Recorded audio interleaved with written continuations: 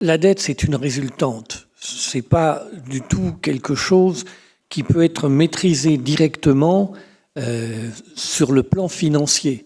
C'est quelque chose qui ne peut être maîtrisé par un État que sur le plan politique. Et la dette, c'est une résultante de choix politiques délibérés de nos dirigeants. Ils veulent faire de la dette pour pouvoir faire fonctionner la contrainte extérieure.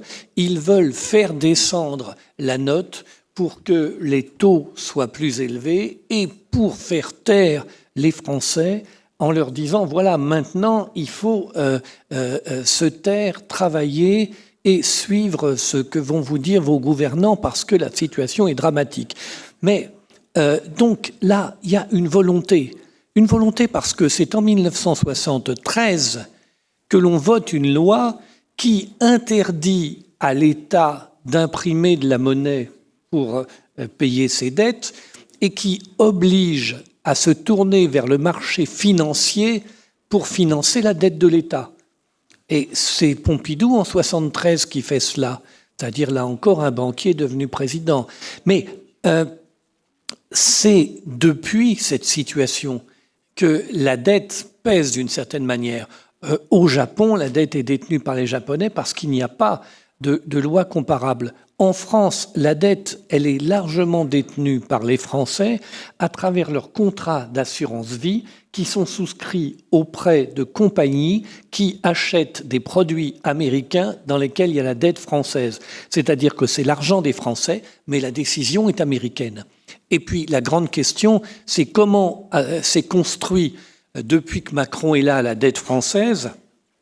Les 500 plus riches Français, ils avaient en 2017, quand Macron accède à la présidence, 20% du PIB. Quand Macron accède à la présidence. En 2022, c'est-à-dire il y a 2 ans, ils en ont 45% du PIB. Ce n'est pas qu'ils se sont enrichis et ont enrichi le pays, c'est qu'ils se sont enrichis aux dépens du pays. Et si vous regardez à quoi sert le budget, vous voyez que massivement, on verse des milliards d'aides à d'immenses entreprises qui les transforment en dividendes.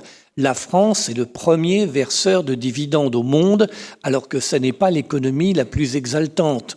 Donc, vous voyez qu'il y a là une volonté d'enrichir les amis des dirigeants aux dépens du pays en construisant une dette détenue par des personnes qui, grâce à cette dette, feront pression pour faire taire la population.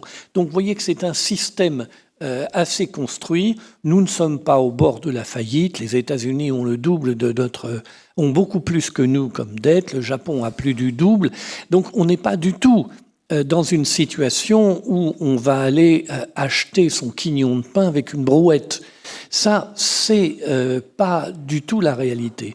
La réalité, c'est que on a dévitalisé financièrement la société pour rassembler entre les mains des 500 premières fortunes la richesse française. C'est ça le grand événement.